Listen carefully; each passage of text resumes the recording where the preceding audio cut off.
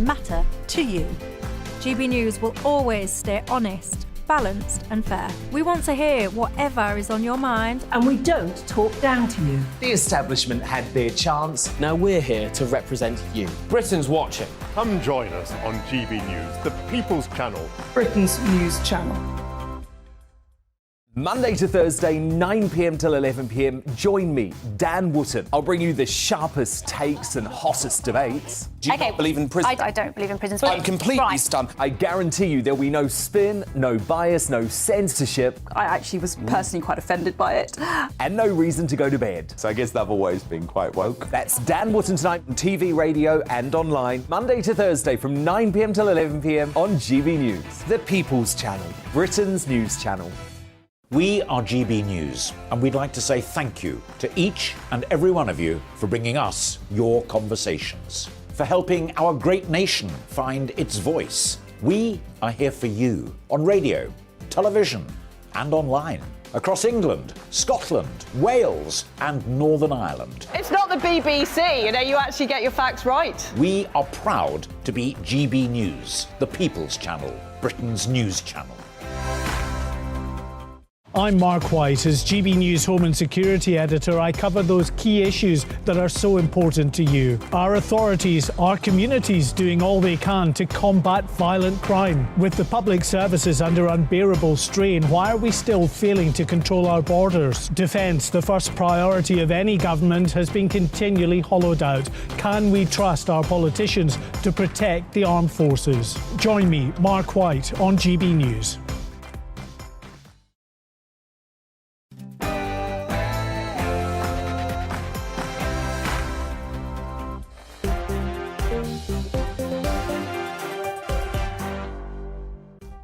Hello there, it's 6 o'clock. I'm Michelle Dewberry, and this is Dewbs and Co, the show where we'll get into the things that have got you talking today.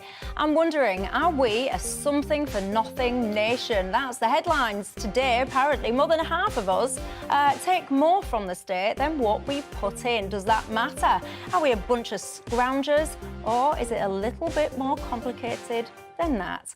And when it comes to transparency, particularly when it comes to things like taxes, how much privacy do you think those in the public office should have? The same as all of us, or less so?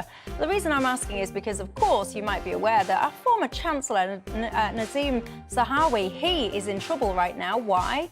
All to do with taxation. Some people are saying, this proves it. All MPs should have to make their tax returns public. Should it? Really? I say no, but what says you?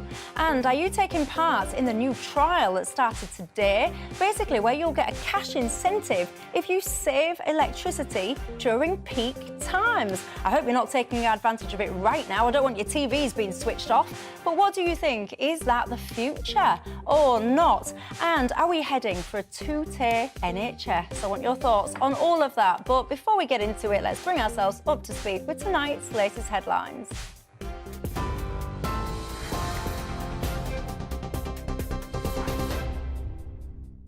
Michelle, thank you, and good evening to you. The top stories on GB News this evening. The Prime Minister has asked his independence ethics advisor to investigate the Tory party chair's tax affairs. Nazim Zahawi has welcomed the investigation, saying he's confident he did act properly throughout. The former Chancellor has admitted he paid a penalty to HMRC following an error over shares in the polling company YouGov, which he co-founded. He hasn't disclosed the size of the settlement, which is believed to be almost £5 million. Rishi Sunak, though, says clearly there are questions that need answering. Well, these things are dealt with by an independent advisor who will fully investigate this matter and provide advice to me as Prime Minister on Nazim Zahawi's compliance with the ministerial code. That's the right approach, it's the professional approach, and that's how we'll restore integrity and accountability into government overall, is by making sure that when situations like this arise, we deal with them promptly, we deal with them professionally, and that's what we're doing in this case. Well, Labour's Deputy Leader Angela Rayner told the Prime Minister to take some accountability. This isn't a breach, if this isn't a breach of the ministerial code, surely the code itself is wrong, Mr. Speaker, and it's the Prime Minister's job to fix it. How can the Prime Minister claim to deliver the integrity, professionalism and accountability that he promised, while his Conservative Party chair still sits in his cabinet?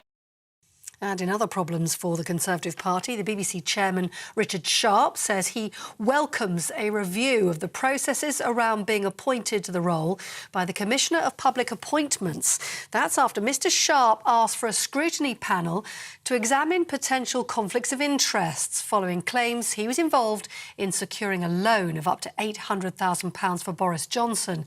He insists he didn't make or arrange any loan and only made an introduction to a guarantor. Meanwhile, thousands of ambulance workers are striking for the third time in 5 weeks. Unison and GMB union members across England and Wales have walked out, along with staff at 2 hospital trusts in Liverpool. Further industrial action is planned in the coming weeks by nurses and other NHS workers.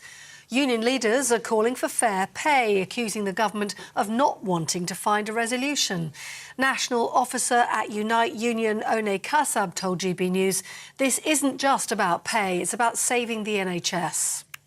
Not just a matter of the ambulances queuing up outside. It's about what's going on in the hospital as well. It's about not being able to discharge people quickly enough, and it's about not having enough staff to be able to deal with those patients. So it's not just one person in the hospital's responsibility. If you want to find one person whose responsibility it is, then it is Rishi Sunak. It is an abdication of leadership. He now needs to take charge. For the last hour, households who've got smart meters could receive discounts if they cut their energy use the second day in a row. It's after successful trials, National Grid launching its demand flexibility scheme, which is run for the last hour. 26 suppliers have signed up to the initiative, which involves paying businesses and households to turn off appliances for an hour. The electricity system says it'll run the scheme again tomorrow afternoon after the first live test, which ran from between 5 o'clock and 6 o'clock today. And the energy regulator is launching a review of the checks and balances companies use to place customers on prepayment meters. Ofgem is threatening legal action if they don't take due care in the process. The chief executive, Jonathan Brearley, says the number of people forced onto prepayment meters is extremely high and vulnerable customers shouldn't be left in the dark and in the cold during the winter months. From April, households on median disposable income will spend 10% of that on their energy bills, and those relying on the state pension will spend 29%. That is a truly extraordinary part of our household budgets. And even with the energy price guarantee and energy bills discount scheme, I know that the scale of the challenge for many people out there remains enormous. Well, in other news today, an Afghan asylum seeker has been found guilty of murdering a 21-year-old in a row over an e-scooter. Lawangin Abdul Rahimzai stabbed Thomas Roberts twice during an argument in Bournemouth in March last year. After the verdict, the jury was told the asylum seeker had been convicted of murder in Serbia and had been sentenced to 20 years in prison in his absence. A firefighter is fighting for their life after battling a blaze at a former department store in Edinburgh. Scottish Fire and Rescue were called to the Jenners building at around 11:30 this morning, with 22 emergency vehicles sent to the scene. The Fire Brigades Union says at least 5 firefighters have been taken to hospital for treatment. That is up to date on TV, online and DAB+ radio. You're with GB News, where now it's time for more from Dewbs and Co.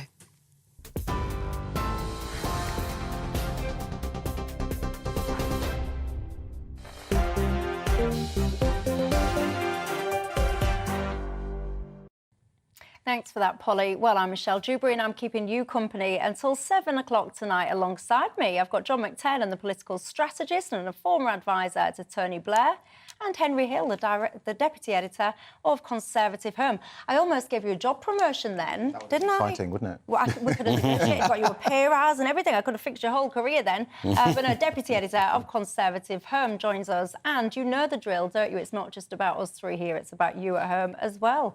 What is on your mind tonight? Get in touch and tell me. GBViews at gbnews.uk is the email.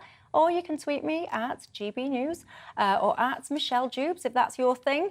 Lots of you guys are getting in touch, but in case you've just joined us, you're wondering what's on the agenda for tonight, I want to ask you, are we a bunch of lazy so-and-sos, apparently something for nothing generation when it comes to how much we're taking from the state versus paying in? I want to ask you about particularly MPs' transparency. Do you think, for example, tax returns should be made public? What about this whole energy thing, getting cash incentives, if you like, for reducing your energy during peak times? Is that a good idea or not? And two-tier NHS, is that the future direction we're going in? So I want your thoughts on all of that tonight. But let's get into the top story, shall we? According to at least the front page of the Daily Mail newspaper, we are a something for nothing nation. This is all basically a report by a think tank that says for the first time, more than half of people receive more from the government than they contribute in via tax. What do you think to this, Henry? I mean, this is essentially, if you look at it, it's an artefact of having an ageing population. It's been coming down the tracks for a while. The fact is that more and more people are older, they're not working, and therefore, they're not paying taxes, because even the ones who are working are exempt from some taxes. And naturally, older people draw more heavily on the state in later life for healthcare and other reasons. Now, there are other contributing factors such as the long-term sick and everything else, but that is if you're comparing us to Margaret Thatcher or Tony Blair's era, that is the single big change. Now, that has huge implications for the government, but it's not really a layabout issue. It's a structural problem of we have more older people, fewer workers, the economy is not as strong as it could be, and that's going to put strain on public services. Your thoughts, John? Another big factor is that we've effectively raised the school leaving age to 18, and we've also moved to a situation where nearly half of all young people go on to higher education in some form, either through a modern apprenticeship or through going to university or through advanced FE.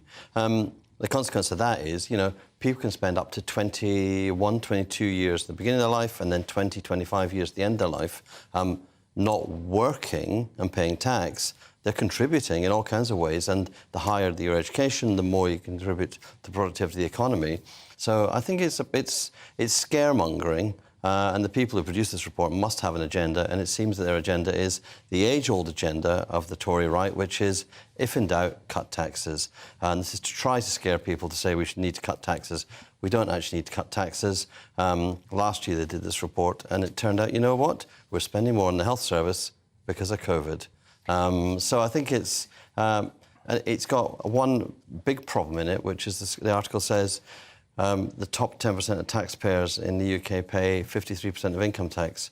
Well, that's quite low.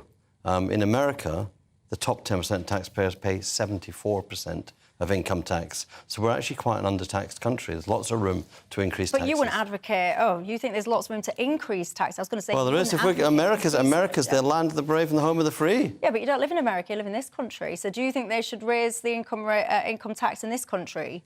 Well, there has been a period of massively raising income tax on workers like myself, workers like yourself, workers like Henry, to make us pay for going to work. And I think we need a fairer burden so that those who have wealth and a wider kind of range of wealth than simply income, they should pay more tax. And Henry, you mentioned, older age people, I guess, but if you look at non-retired households, they actually paid an average of £41,000 and a bit more in taxes than they received in benefits. So they are people they're not the older people. We're not talking about your pensions, etc. We're talking about, I guess, your workers in that middle group.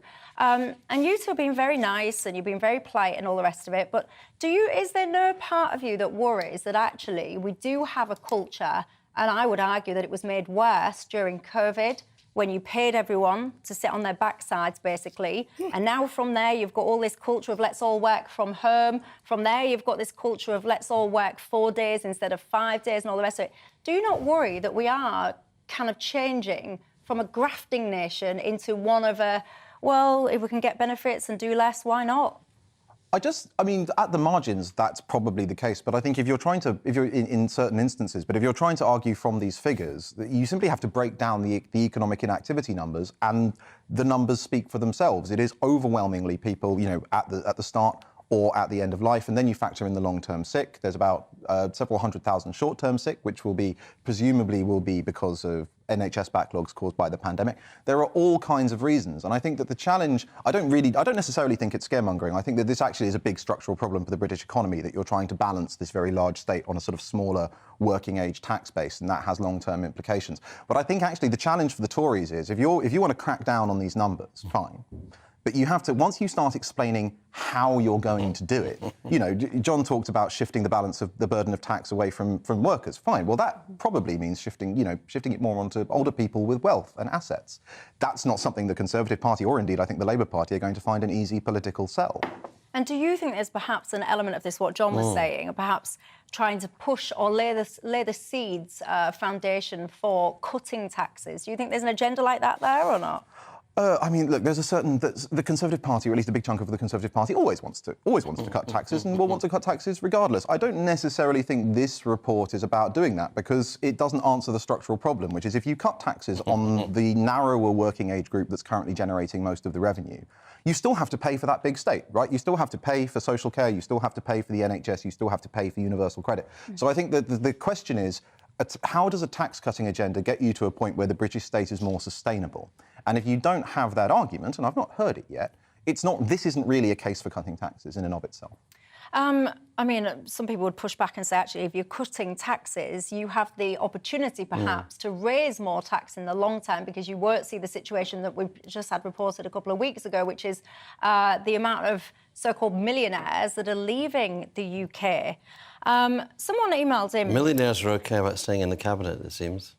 Well, yeah, we're going to come on to that, actually. Multimillionaires, actually. We're going to come on to that about people like Dewbs and what's going on with the taxation there. One of my viewers, and I'll find your name in a second because it came in right at the start of the programme, she was saying that she's got a couple of friends that are working, but they'll only work a maximum, I think she said 16 hours. Because you've got this perverse disincentive. Once you start going over certain hours, you lose your benefits or you reduce them, etc. And it just makes working not pay. Does that concern you? Well, it definitely concerns me that there are those kinds of incentives to stop working, and it seems to me that you could sort that. The system that we had before under tax credits wasn't as vicious on people. It didn't take money away so quickly. It was more generous and actually encouraged more people to work. So universal credit, for me, has been one of the great policy disasters of this government. But the other thing I'd say is, like, the article we've been talking about talks about the number of people in their 50s who've stopped working. They stopped working during lockdown. They're not going back to work. And you know what? That's because there's a lot of people who think work isn't the way they get their enjoyment from life, and good on them, right? Don't go to work. If you've paid off your mortgage and you've got a decent pension and good savings, you've saved for this, good on you. Just give up work and go and enjoy your life. But then, because I saw you made this point as well in an article that you wrote, but hang on, because your face tells me you want to respond. You want to respond to that? Well, no, ask me the question and I'll weave it in. Oh, no, I was going to say, because the point that he was just making, I think you echoed a similar point in an article that you wrote, I think it was yesterday, when you're saying that not everyone lives this life desperate to become these productive HMRC contributors, right? But if you've got an economy that does have staff shortages, as we do right now, it seems everywhere really is struggling, or often a lot of businesses use that as an excuse to provide rubbish service, but that's a different argument. How do you incentivise people then to get back to work?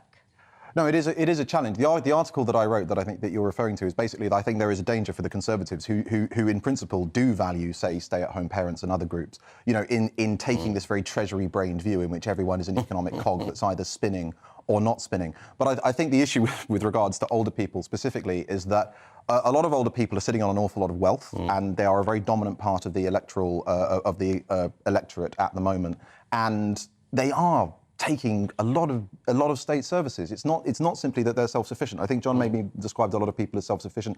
They're not really. They've paid in all their lives, but the amount that they've paid in does not actually match. The best. Doesn't match in many cases the amount that they're taking out, and therefore that burden is falling on working-age people. And if that is the case, I don't think it's fair to simply say you've paid in, enjoy life. So what would you do then? I would. I've got an idea. Well, I mean, this is it's difficult for the government, but I think that you need strong incentives to get people who are before the retirement age to keep working if they're going to otherwise be taking state services. And frankly, you need things like The dementia tax, which Labour No, let's have a bedroom tax for owner-occupiers. If you're under-occupying your house, your kids have moved out, you should get taxed on those bedrooms, those empty bedrooms, and that will make you think about selling the house. And if you sell the house, there'll be more family houses available, and as a consequence, there'll be less pressure in the housing market. Everybody will be better off. But there's a lot of people. If we say that people who live in council houses should pay a bedroom tax for under-occupying, let's have a proper bedroom tax in the private sector, tax the people who've paid off their house, got lots of wealth in it, and actually are living in a house that they're rattling around in. Let's actually put a tax incentive in there. The only tweak I'd put on that is I once floated that as one option, and I think that basically you should just have a referendum where people get to choose between having that bedroom tax or abandoning the discretionary planning system. I don't know if I've accidentally... Brilliant. I will confess, right, I had an extra coffee today, right, and it made me a little bit jittery. So I do admit, right, I am a little bit tongue-tied, a bit jittery today. I accept that. Not withstanding that. I don't know if I've gone to sleep, banged my head, and woken up in some kind of bizarre, weird twilight zone. The pair of you are seriously advocating, if someone has bought and owns their property, you want to tax them if they've got 1, 2, 3 spare bedrooms in the way that you do in the, let's just say, the council house sector. The reason that you're taxing people in the council house sector is because first and foremost, often these are state-owned properties with a queue of people needing them. So what you're trying to do there, you're trying to tax their spare space to push them into smaller properties and then free up the next one on the waiting list to have a home and on you go. If somebody's bought their property, what has it got to do with the taxman or whoever, how many bedrooms they've got and not got? It's their asset, they own it. They've got unearned wealth, and if they want to stay in a house that they've got a windfall of wealth in the capital value of it, and they want to rattle around inside it, that's fine. They can find a way to pay the extra tax. They could rent the rooms out. They could do anything. They could actually release some equity. But if we've got so many people across the country who've got wealth that they have never earned, that's never been taxed, it's not going to be taxed, and we've got so many families unable to get into a house, we have to do something to... What if someone's bought at the height of the market and the market's struggling as we're potentially going to see going forward, they're now in negative equity? Would you issue them with a credit then? Nobody's in negative equity at the moment. And I'm asking you, going forward, if someone's in negative... what you're saying is if you've got a capital asset, your property, your main primary residence has gone up and appreciated in value, you've not earned that, so therefore the state should come along and tax that.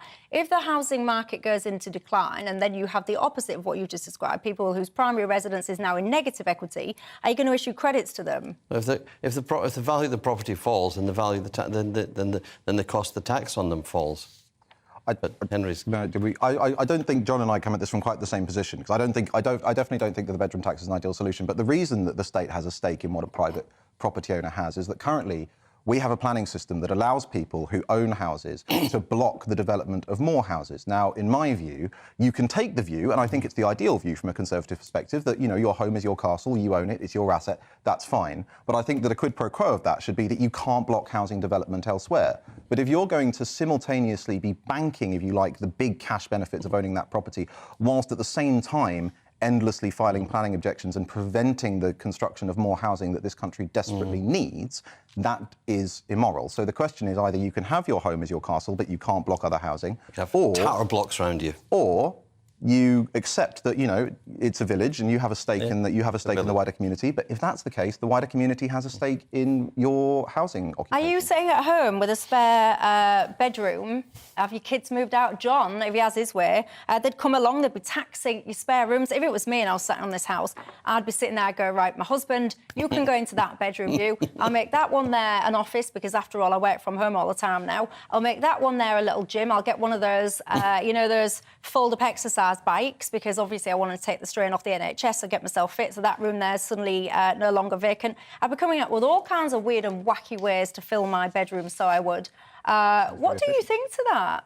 I find it preposterous. I've got to be honest. I wouldn't be happy if anyone tried to tax my spare bedrooms, but... It's still usable as a bedroom. If it's got an exercise bike in it, it'd still be taxed like a bedroom. What do you think to that? If I put my 1980s fold-up exercise bike in my bedroom, tried to take the strain off the NHS by keeping myself fit, is it fair that the government should come and try and tax it? I tell you what, it's a novel idea. I don't support it, but you might do at home. Would you be up for it? Having your spare bedrooms taxed? Is that one of the ways that we help get ourselves out of this muddle? I'm going to take a quick break, actually, give you a couple of minutes to ponder that, and I want your thoughts on it in just a couple of seconds. But I also, as well, want your thoughts on whether or not, for example, MPs' tax affairs should be made public. This, of course, off the back of the Nadhim Zahawi so-called scandal about his taxes. Give me your thoughts, and I'll see you in 2.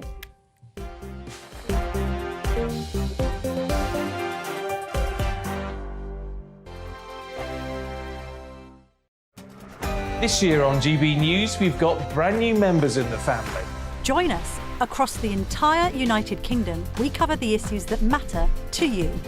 GB News will always stay honest, balanced and fair. We want to hear whatever is on your mind. And we don't talk down to you. The establishment had their chance. Now we're here to represent you. Britain's watching. Come join us on GB News, the People's Channel. Britain's news channel. Monday to Thursday, 9 p.m. till 11 p.m. Join me, Dan Wootton. I'll bring you the sharpest takes and hottest debates. Do you not believe in prison? I don't believe in prison. I'm completely stunned. I guarantee you there'll be no spin, no bias, no censorship. I actually was personally quite offended by it. And no reason to go to bed. So I guess they've always been quite woke. That's Dan Wootton tonight on TV, radio and online. Monday to Thursday from 9 p.m. till 11 p.m. on GB News. The People's Channel, Britain's news channel. We are GB News, and we'd like to say thank you to each and every one of you for bringing us your conversations, for helping our great nation find its voice. We are here for you on radio, television, and online, across England, Scotland, Wales, and Northern Ireland. It's not the BBC, you actually get your facts right. We are proud to be GB News, the People's Channel, Britain's news channel. I'm Mark White. As GB News Home and Security Editor, I cover those key issues that are so important to you. Our authorities, our communities doing all they can to combat violent crime. With the public services under unbearable strain, why are we still failing to control our borders? Defence, the first priority of any government, has been continually hollowed out. Can we trust our politicians to protect the armed forces? Join me, Mark White, on GB News.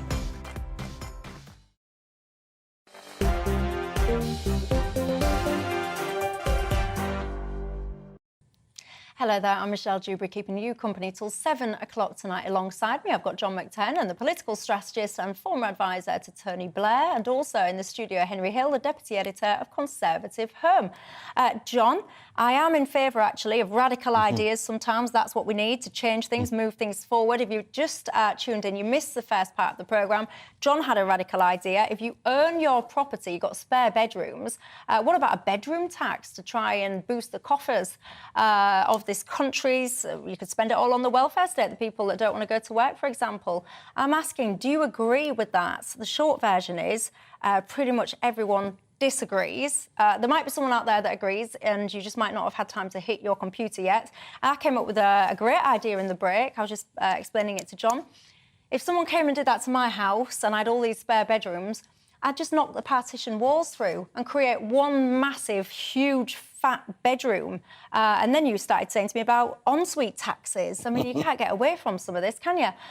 Ruth says, I've never heard anything so ludicrous as taxing people for having extra bedrooms in their own house. They've paid their mortgage, so mind your own business. It's the politics of envy. But Ruth, the point that John was making is, let's just say you've paid your mortgage on your £10,000 house. I'm being a bit silly. And now, all of a sudden, it's gone up to £900,000. The unearned wealth, I guess, is what you would point to. I can't believe what I'm hearing, says Kevin. Tax folk who've already been taxed and made a decent life and bought their house. How on earth, says Pete. Pete says, how on earth John talks about a bedroom tax with a straight face. What dreadful ideas. Is there anyone out there, though, that does agree with that? I mean, we do have to do something different. Maybe that is that. I don't know. You tell me.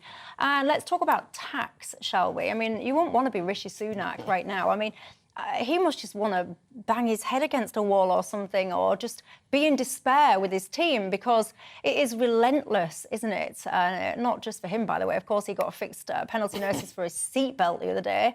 And now, the chairman of the party is under investigation. It's Nadeem Zahawi. This is an argument, basically, about taxes, whether or not he disclosed share. It was all made YouGov, his polling companies, whether or not he declared the right amount of money he received and paid the right amount of taxes on it. John McTernan, this has created a discussion among many, saying that there should be more transparency when you're in public office. For example, perhaps making your tax return public. Should we? I think so, and I think Rishi Sunak probably hopes that that policy was in place already, because had Nadeem Zahawi had to publish his taxes, he probably would not have gotten into this mess, and it would have been over by the weekend, because what Nadeem has tried to do is say it's a libel to say I've not paid my tax, and then when pushed, went, well, actually, I'm paying my tax, I paid them off. And then the problem, a crisis, is if you keep on dripping bits out of it, it makes it last longer, and it feels worse to the public, it looks worse to the public. And what Rishi Sunak has been exposed as is somebody who's indecisive. You know, on Wednesday morning, if he's thinking, he wakes up and he's thinking, and I'm going to go to Prime Minister's questions, I'm going to get 6 questions from Keir Starmer, all about Nadeem Zahawi, he's going to go, fire that man. He's going to actually fire him before PMQs. But this would be a protection for all politicians. They shouldn't be embarrassed to earn, £1 million from 4 speeches like that one backbencher does. They shouldn't be ashamed. If they've got talents they can sell on the market, but they should pay the taxes and show the public. Because if you were a small business in the Red Wall, would you have got the same treatment that Nadeem Zahawi's got? But I guess I'll hold my thoughts, actually. Henry, give me your thoughts. No, I don't think that MPs should have to publish their tax returns, just because it's one more thing that is going to be a disincentive to becoming a member of Parliament. But over the last 20 years, Parliament already selects really badly for MPs. The overall calibre of parliamentarians widely is considered to have gone down, and one reason for that is that it is increasingly just unpleasant and onerous. There is, I think, a really caustic public attitude amongst sections of the public about MPs having secondary earnings, and all this would do if you forced MPs to publish their tax returns is that it would generate endless stories. And ultimately, the important thing about secondary earnings, which I think we sometimes forget, is that they do provide a way for MPs to increase their income and their standard of living, which all of us want to do, that isn't dependent on the executive, that's not in the gift of the minister, that doesn't necessarily involve climbing the greasy pole. It's a one last holdout for MP independence. And I think that if you did mandate that all tax returns be published, that would simply be another thing that forced us towards this homogenous MP model with no hinterland and entirely independent on front bench patronage. Yeah, and I do find it fascinating. What do you think it's got to do with us? The earnings of somebody just because they're in public office? Well, Nadeem Zahawi threatened a journalist with libel while he was Chancellor of the Exchequer and while he was fixing his tax bill with HMRC. Civil servants, of which he was in... I don't think it was Nadeem Zahawi personally, was it? It is your agents for tax purposes are acting for you. It is you, and you cannot possibly have a worse conflict of interest than the boss, the Chancellor of the Exchequer, having his tax affairs negotiated with his own civil servants, and that does seem to be, on the face of it, manifestly a conflict of interest. He should have resigned at that point. He didn't.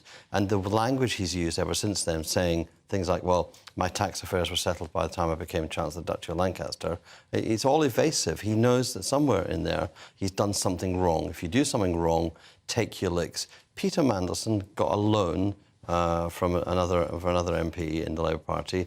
He resigned because of it. Did he resign because he took this loan, or did he resign because he was found out? No, he resigned because he resigned when it became public. This is public now. This is public now. People used to resign. Nobody in this current government resigns until they're hounded out, until they get to that moment. Before Prime Minister's question, I said, when the PM realises he can't actually utter a defence in the chamber. But the hounding, though, don't you think the hounding is getting a bit much? It's like every single day, Henry, I feel like we ricochet from some political scandal. Like, a couple of days ago, it was Rishi Sunak hadn't worn a seatbelt. I don't advocate not wearing seatbelts, but, I mean, come on, this is a Prime Minister that's surrounded by a police escort. I mean, it's not a scandal, and sometimes I worry that there's this desperate appetite for making everything this scandal, scrutinising everything just to try and trip people up. And to your point, that will absolutely deter your normal average Joe from getting into politics. Yeah, I mean, it's nice to actually have an opportunity to defend the government. I think that the Rishi Sunak seatbelt story was soul-crushingly trivial, and the amount of fuss that was made over it was quite depressing. It is important that we hold politicians to account for actual misconduct, and I think that pursuing sometimes some of these trivial stories does sometimes make it a bit more difficult. But ultimately, you're right, because one of the things that's really bad for democracy, actually, is when we, and this has really settled in since the expensive scandal, is when this taking on genuine bad apples and removing them sort of becomes this caustic overall scepticism towards our entire political class. And that's really dangerous, because ultimately most MPs, even if you look at the recently released, Westminster files, when people compiled all of the MPs' register of interests, most MPs aren't on the take. Most of them don't have vast amounts of external income. Most of the ones that do, those aren't improper. The vast majority of them are doing their jobs and they're doing it properly. And I think it's really unhelpful that this media mindset, which constantly chases down these stories, creates a general impression, which isn't necessarily true, that MPs are corrupt on the take. And those MPs are going to be furious with Nadeem Sahawi, furious with the Prime Minister for handling it this way. How long is an inquiry going to go on? There's never been a short inquiry by an ethics advisor. So what would you rather have then? You would rather have Rishi fire him? Yes. What, without a proper investigation? You don't need an investigation. I mean, Rishi Sunak needs to look at the facts. He was Chancellor of the Exchequer at a time when he was settling his own tax affairs with his own staff, and he's paid a fine so he's admitted that he didn't settle them properly initially, and he threatened to take a journalist to court for libel. I mean, the misjudgments shown by Nadeem Sahawi are so obvious, you should just sack him on the spot. But come Wednesday or come later this week, Rishi Sunak's going to regret not firing him quicker. In any scandal, get all the facts out, and that's what Nadeem should have done.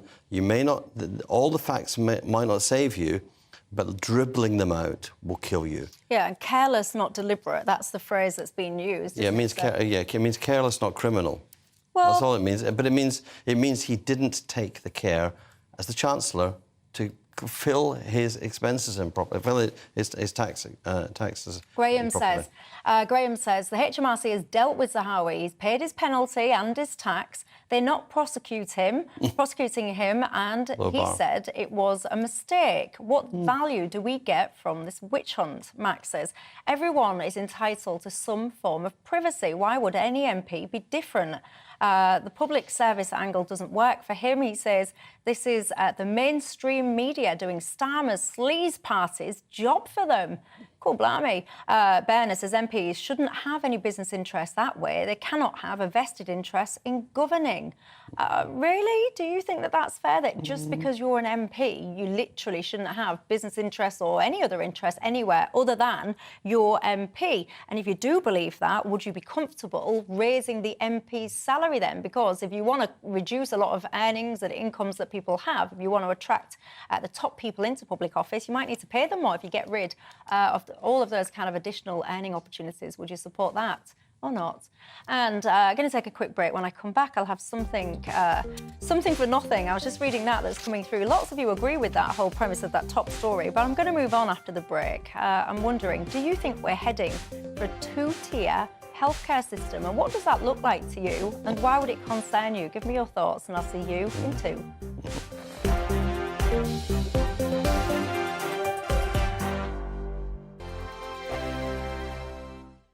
He's the king of breakfast TV, and he's back. Eamon Holmes, back on the TV with me this morning. Even remember my name. I know, it's been 4 months. You have holy water by your bed? Oh, yes. Already to bless. Yeah. Oh, Eamon. Oh. Why do you not believe anything I say? Eamon Holmes back on GB News Breakfast at 6 a.m. Every weekend, it's Mark Dolan Tonight. Bigger and better, starting at 8 p.m. Friday and Saturday. Can't be too safe. Bring it on. Has there ever been a more innuendo feature? And Sundays, we're on at 9. It's ridiculous. Just get on with it. Maybe you should get a proper job. Only on GB News, the People's Channel, Britain's news channel. I'm Michael Portillo. Join me on GB News on a Sunday morning for topical discussion, debate, arts and culture, and sometimes even ethical dilemmas. I don't always agree with you, Michael. Michael Portillo, Sundays on GB News, the People's Channel, Britain's news channel. Hello, I'm Michelle Dewberry, and you can join me every weekday 6 till 7 on Dewbs and Co. You're an inspiration to us all. Clip that bit up. Well, you are. That's my ringtone. My political ambitions those days are gone, I can tell you. She's only teasing. Go on. He's probably going to want to lay down now. I'll give him 2 minutes to have one. Let's respectfully disagree. That's what we like on Dewbs and Co. Come and join us. GB News, the People's Channel. Michelle Dewberry, weekday evenings at 6 o'clock. Monday to Thursday on GB News, it's Bev Turner Today from 10 a.m. We're going to be here for you, our GB News family, to keep you up to date, but also make you smile. The guy went from puberty to adultery. And I can't wait to bring a few of my own opinions. I have no time for cultural totalitarianism. We'll engage in passionate, but always polite debate, with your thoughts and opinions at the centre of it all. Only on GB News, the People's Channel, Britain's news channel. Coming up on Dan Wootton tonight, how can our police forces bring back order to lawless Britain? Former New York mayor and lawyer to Donald Trump, Rudy Giuliani, offers his expertise on tackling crime. Plus, as failed mayor of London Sadiq Khan sneers at Tory celebrities like Jim Davidson, the legendary comic is ready and waiting to hit back. And is King Charles right to ban Prince Harry from the Buckingham Palace balcony if he attends the coronation? Join Dan, 9 p.m. to 11 p.m. on GB News.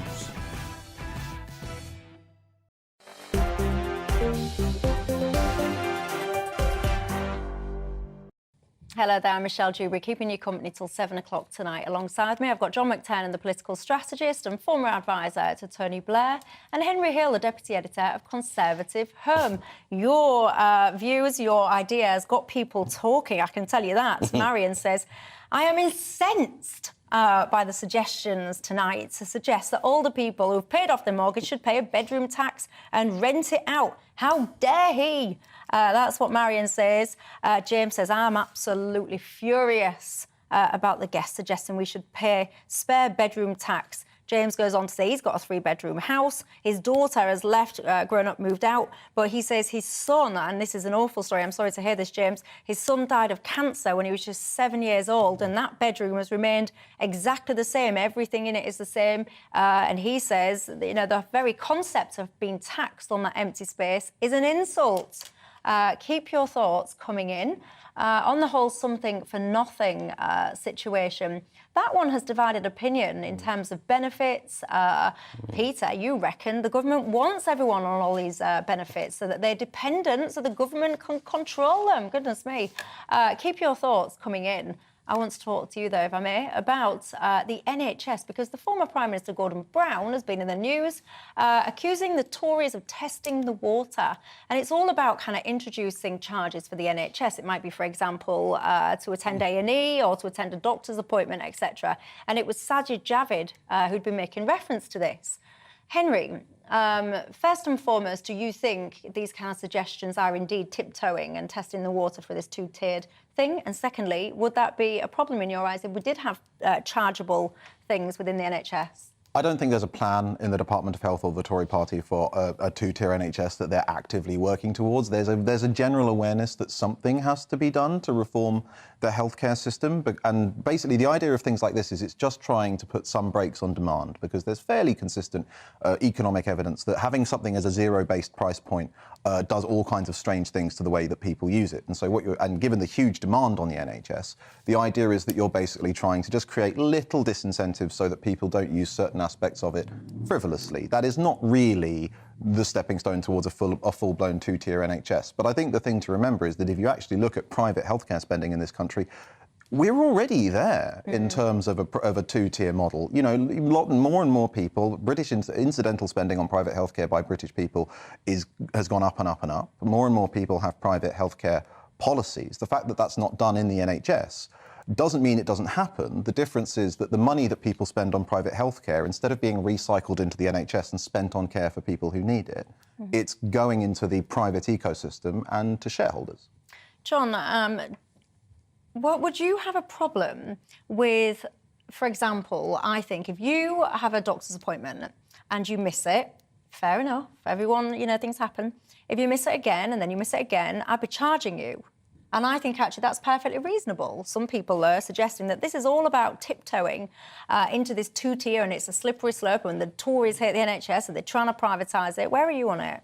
Well, we clearly have a two-tier health service. We have a health service that Labour provided up until 2010, which was excellent, and waits for 18 weeks. And now you've got the current Tory one, where after 12 years of running it down, you're now in a situation where waiting lists are at a record high. So, you know, the two tiers, a good one under Labour, a bad one under the Tories. In terms of charging people, you're basically saying, because the government are failing to support the NHS, we should charge the public. It's typical, putting the problem on its head from Sajid Javid. There are ways to deal with primary care. West Streeting and Keir Starmer suggest actually more access to pharmacists. That's a way of diverting demand and actually helping people. And I think this is the issue, that there's no evidence that there are frivolous people turning up at A&E. People are turning up at A&E because they've got poor GP services, poor quality GP services. That people turn up at GPs because they've got health problems. We've got big health problems, unmet health needs. We should actually have more investment in the health service, not more taxation of patients. I think your first comeback is a really kind of oversimplistic perspective. You know, the NHS, it was so good under Labour and it was so bad under the Tories. How would you respond to that? Well, I mean, I suppose there's two. The first one is looping back to something we spoke about earlier. We're in a completely different place as a nation demographically to where we were. So whatever you think of the political management of the NHS, the task is different. There are far more older people, there are fewer workers generating less tax revenue. But I also think, and this may be the first time John's ever been accused of this, I think he's doing Tony Blair a disservice. Because Tony Blair in 2007 recognised that the NHS model needed to change, and he tried to embark on quite an ambitious programme for reform, and unfortunately he wasn't able to carry that through. But that shows that even all that time ago, there was recognition amongst some of the Conservatives and elements of the Labour Party that things needed to change. So the idea that there is this monolithic partisan division between like a Labour conception of the NHS that everybody agrees with and is good, and a Tory conception of the NHS, it's wrong, and it does a disservice to thoughtful people on both sides who have been grappling with this question for coming on 15 years. And people will be getting in touch with me now saying about the expansion of PFIs, for example, under Labour. Lots of people, whenever we get into this conversation, lots of people will email me about that. One of the things that I always remember about the NHS, my background is IT, and I think about one of, if not the worst example of a public sector IT rollout was under the Labour Party in the NHS that cost the taxpayer, depending on which estimates you use, but around between 6, 10, 12 billion pounds, the figures that are quoted. So I find it challenging to believe that actually under the under the Labour's watch, everything was good. And if Labour is so good at managing the NHS, why is Welsh NHS in the mess that it's in? I think people in the UK would be really happy if they got back to being seen and being treated within 18 weeks as it was when the Labour Party left government in 2010. Yeah, but answer my question. That's the most important thing, is the quality of service you get. There's been this deterioration, this massive deterioration in NHS England, and that has to be dealt with by the government who are responsible for it. About NHS Wales, because NHS Wales is under the Labour Party, has been for about 2 decades, and the waiting lists, for example, there are worse than NHS England. So if Labour is so good and these beacon of running health services, why is that one so bad? Well, Rishi Sunak is always praising NHS Wales. I've heard Rishi Sunak says, and I want to quote Rishi Sunak, the Prime Minister, he's our Prime Minister, mine as well as yours. Rishi Sunak is always saying the thing about Scotland and Wales and their health services is that the First Minister of Wales and the First Minister of Scotland, they love their NHS as much as we love the NHS. So there's no. You're not answering my question. My question is really simple. I'm going to make it even simpler. The Welsh NHS deals with the same pressures, post-COVID pressures, and the same spending pressures because it gets its spending. The budget comes from the UK budget. It gets proportion of the UK budget. Yeah, but Wales so has the a higher spending per head on its healthcare. Marginally. It's exclusively run by Labour, has been for 2 decades, and it is in a worse situation than NHS England. So if Labour are so fantastic at running healthcare services, why is the Welsh one in the predicament it is? The last time we ran the health service in England... Just answer my question about Wales. Waiting lists answer my question were about cut Wales. dramatically. You can't answer my question about Wales because it undermines your argument that Labour are the ones to run health services, because I'm proving to you with a practical, real-world example no one's going to stand on a manifesto proposal that any part of the devolved administrations take over running any part of the UK health or welfare services. Hey, I give up. Right, I'm going to take a quick break. When I come back, I want to talk to you about energy. Have you been taking part in this scheme from the National Grid, where basically you get a cash incentive, if you like, to reduce your energy consumption during peak times? Are you on that scheme?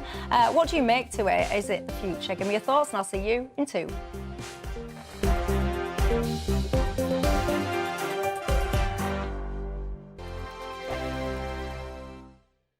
I'm Simon Evans. Join me on GB News for Headliners at 11 p.m. What's the scoop? I'll be joined by 2 of the country's top comedians. That's right. As we take a look at tomorrow's newspapers tonight. We're going to get into trouble. If it's a big story, we'll be covering it. Spill some tea on him. There we go. But we'll also have some fun. I wouldn't stick up a bank. My father didn't love me. So anyway, Headliners every night from 11 on GB News, the People's Channel, Britain's news channel. Join me, Patrick Christie's, Monday to Friday, 3 till 6. We tackle the day's news agenda like you've never seen before. It's high tempo, high octane, the most controversial topics, and the best guests. You will not be able to take your eyes and ears off it. I'm not afraid to ask the questions that you really want answered. 3 till 6 p.m, Monday to Friday on GB News, the People's Channel, Britain's news channel. Hi, Andrew Pierce here. Join me every Friday lunchtime for a proper no-nonsense debrief of the week's events. With special guests in the studio and the GB News team on the ground, I'll be getting you up to date with news, some intelligent discussion, and my own sharp take. The weekend starts here with me every Friday lunchtime on GB News, the People's Channel, Britain's news channel.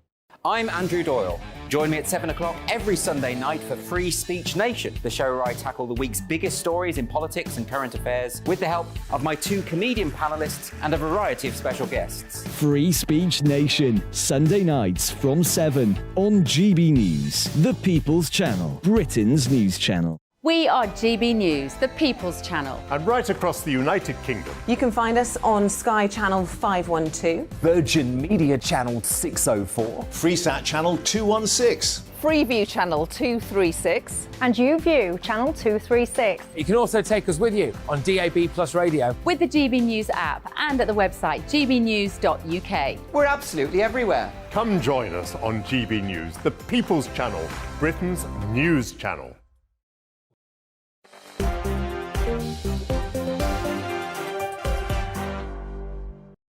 Hi there, welcome back to Dewbs and Co with me, Michelle Dewberry, keeping you company right through till 7 o'clock tonight. Alongside me, I've got John McTernan, the political strategist and a former advisor to Tony Blair, and also known as the man that's upset the nation tonight, suggesting that if you've got a spare bedroom in your privately owned home, you should be taxed on it. Also alongside us, we've got Henry Hill, the deputy editor of Conservative Home. Welcome back, everybody.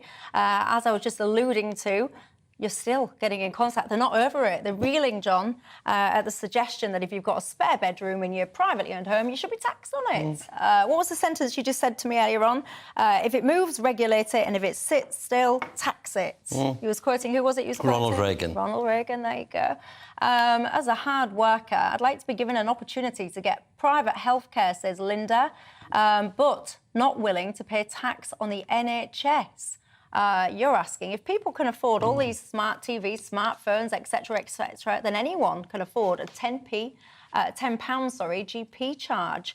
Angela says, Michelle, what we need is an adult discussion with people about what the NHS can do and what it can't, the remits of what it should be responsible for, and how on earth do you get rid of the amount of demand that it has.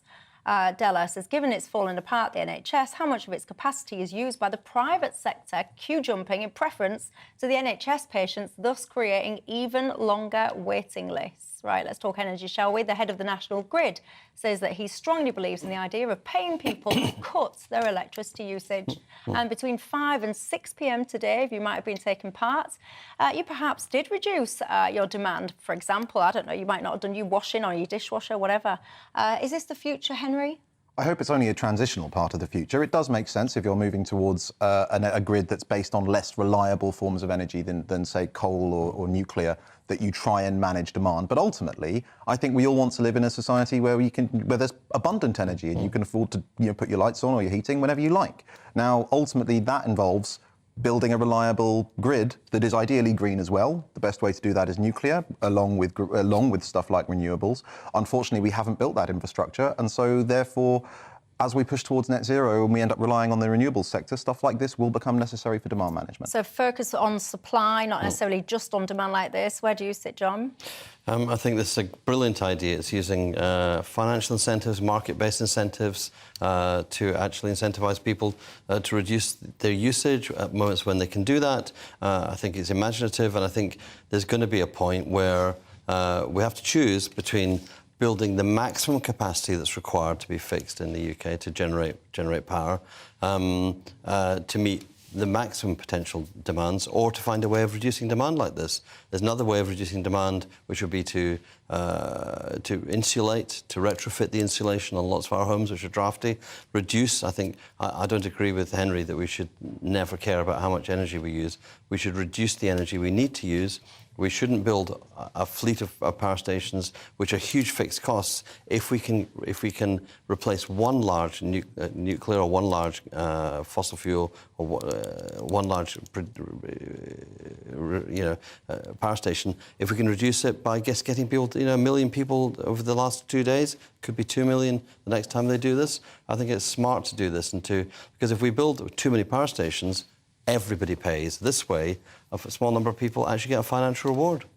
Do you think this whole kind of cost of living situation has made people be more sensible with their usage? Even perhaps someone that's, I don't know, might have a bit of spare cash at the end of the month. Do you think it's made people go, well, actually, I don't need that light on, or I don't need to do a half-full washing load, I can do a full one, or do you think we're just getting more sensible, which can only be a good thing? I mean, yeah, ultimately, whenever times are tight, you think more carefully about your money, and that's a very sensible way to proceed. And I'm not saying that that's a bad thing, and I don't think this is a bad policy.